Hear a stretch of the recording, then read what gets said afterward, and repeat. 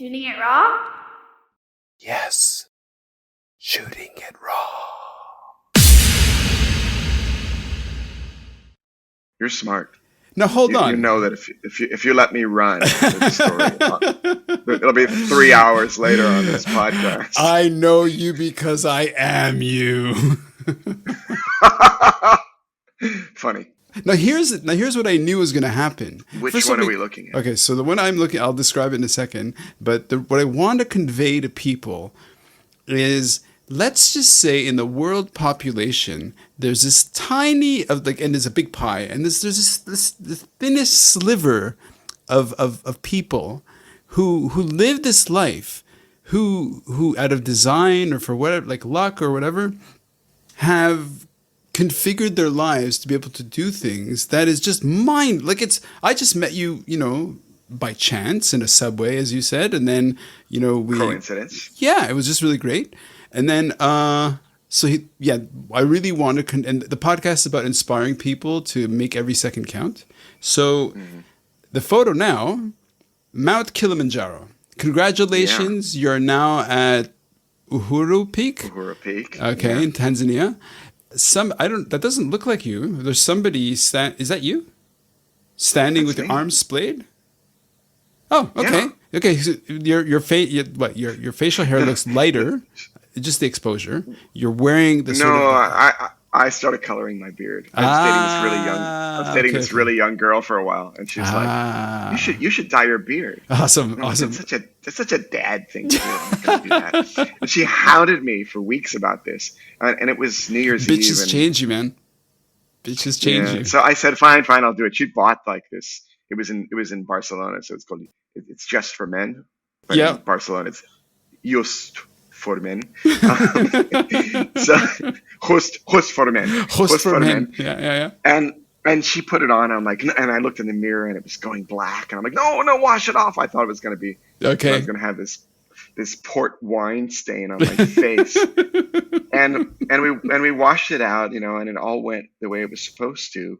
And I'm like, fucking hell, I look 10 years younger. Oh, okay. And so now I do it. Okay. So wait.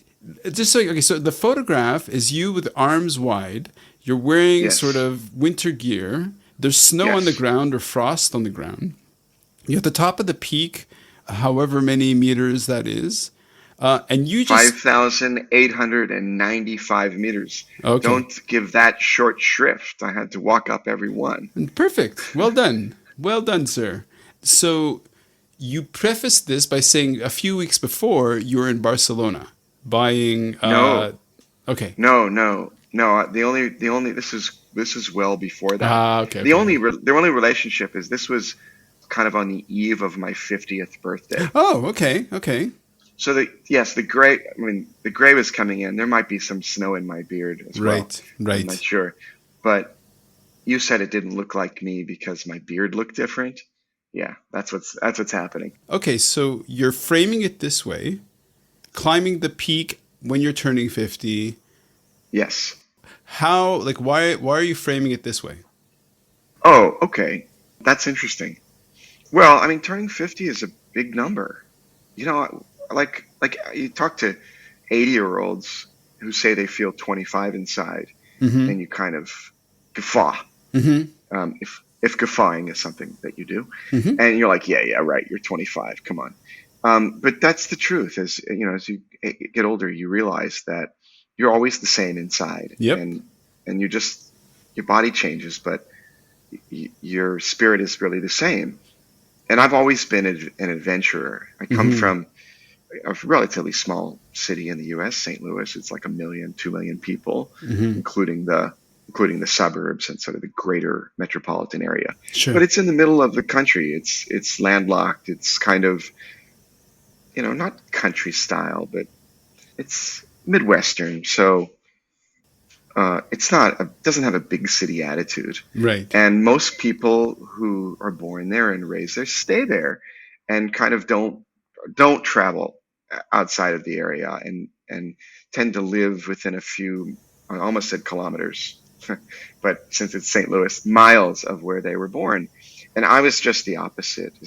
Couldn't wait to leave couldn't wait to start the adventure. Went to school at New York University because it was in New York City in Greenwich Village. I mean, that was the only criteria that I cared about, is it had to be in the middle of the center of the universe. And it's just been one adventure since, from moving to Hong Kong to Shanghai to, the times when I did consider myself an entrepreneur and taking big risks in business and and taking, big weights on my shoulder. But then, to leaving China and to moving to Israel, and then to embarking on the nomad life for the last 5 years. Wow.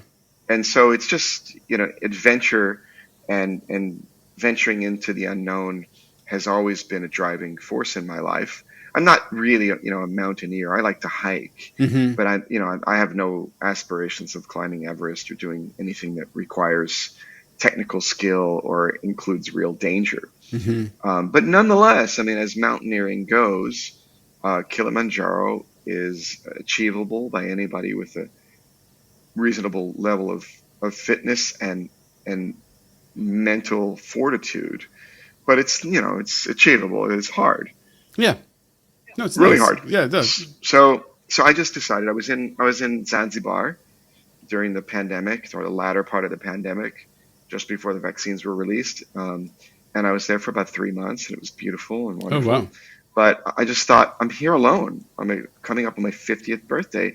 I need to do something to kind of mark the moment. And so I just thought, here's a new challenge. Here's a sort of a milestone of sorts, a physical milestone that I can twin with my life milestone. And I looked into it, and I found that it was possible. It's not something that you do alone. People tend to do it in groups. So I was fortunate enough. I found a group of like 30, 35-year-old Polish people, really wonderful people that had a group. And as it happened, one of their group members tested for COVID, tested positive at the airport. They were testing them at the Whoa. airport, Shit. and wasn't able to join the group. So And that. so I got her slot. Okay, okay, Yeah. okay. Nice. So did you grow up noticing or knowing about Bob Ross, the painter? Of course. Of Happy Little course. Trees. Yeah, and you know about happy accidents? Yeah, happy accidents. Well, that goes to coincidence. Sure. Yes. Yes. That was a happy accident for me. And there, it was a really nice group to be with, because Nice. it's an easy walk. I mean, it was 6 days. It was 4 days up, 2 days down. Oh, nice. And the first 3 days are really lovely. It's strenuous, but it's a hike. Yeah. There's no real difficulty. But then that last day, that's tough. At this point, the altitude is high enough that you really haven't slept properly for 2 nights. I'd slept maybe 2 or 3 hours the previous night, and then on the night of the ascent, you don't really sleep. You're tossing and turning out of worry and out of cold and altitude. And maybe I slept on and off for 2 hours, and you wake up at like 2 or 3 in the morning to start the ascent, and it's a trudge. You're going 1 foot in front of the other. The Tanzanians have a phrase called pole pole, which means slowly, slowly, liat liat. Nice. And that's what you do. I mean, you just fix your mind on the goal, and you put 1 foot in front of the other. But for me, I mean, especially given the significance of the age thing, I was the oldest person in the whole Right. troop. Right. Not that older people haven't climbed it. I think that the oldest have been 80s even. Sure. But I was the oldest one in the crew, and I wasn't going to be the one to give up. That is really hard, and it's cold, and you can't breathe properly, and Okay. you're stuffed into all kinds of gear. Sure. So, no, I'm not going to let you interrupt me, because this is the important part of Keep the going. story. Keep going. Rock it. You have to create a conversation with yourself. There's the little voice inside that says, "Oh fuck, I'm tired. I want to stop." And then there's the voice that says, "I'm allowed to curse on this podcast?" It's too late for that, I know. The only people who listen to it are 3 and 4-year-olds. But yeah, go ahead. Let's teach them some swear words. little bitches. So it's about time. So no, but there you do have to have a conversation with the little bitch inside of you, and we all have it. And I think as men, we struggle with that, especially as men of any sort of artistic bent, or any sensitive bent. There's this voice inside of you which wants to complain and wants to give up and is hurting and is emotional, and you have to summon strength from the master side of you, the one who's the achiever, who's gone on adventures and who's traveled the world and who's taken on challenging business pursuits, and even in your case, the challenge of, you have children, yeah? One, yes. Yeah, so the challenge of children. In my case, the challenge of marriage and divorce. Mm-hmm. We've all gone through ups and downs, successes and failures. And so you just have to marshal the strong person in you. And every time the little bitch speaks up and tries to say, oh, I'm tired, or my legs hurt, or I can't do it, you immediately have to shut that voice down. You have to just say, shut up, I'm not listening to you. Shut up. Like there'll be time to complain later. Okay. And it's just one step in front of the other. And when you think, oh, when's the next break going to come? Oh, you shut up. No. Okay. Poly, one more step. And that's it. You just have to be dog-headed about it. And just one more step. And most people, I think men and women alike, but perhaps more men than women in some sense, can remember a time in their life when they had to marshal that kind of resolve and strength. And certainly people who've had to fight cancer, or who've gone through war, or, had real problems, not just climbing Tanzania so I can talk about my cool photo on a podcast. But it is a teaching moment, because those sorts of moments in life stay with you. We talked at the top of this podcast, I'm not sure if it's on the recording, about how photography can be a way of just solidifying memories, experiences in life.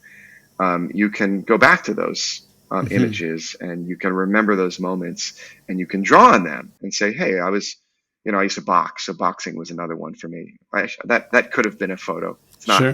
one that I picked, but it could have been like the arms raising them above my head. I have that photo. That's a significant photo in my life. But you can draw on these experiences, and when you get into hard times, or when you're taking on a significant achievement, you can remember that, hey, I know how to do this. Right. I know how to marshal the strong side of me and shut up the little bitch inside of me. Well, I'm not the little bitch inside of you. I'm the little bitch on the other side of the world from you. And I'm going to say, let's move on to the next photo. All right, let's do it. Let's do it, biatch.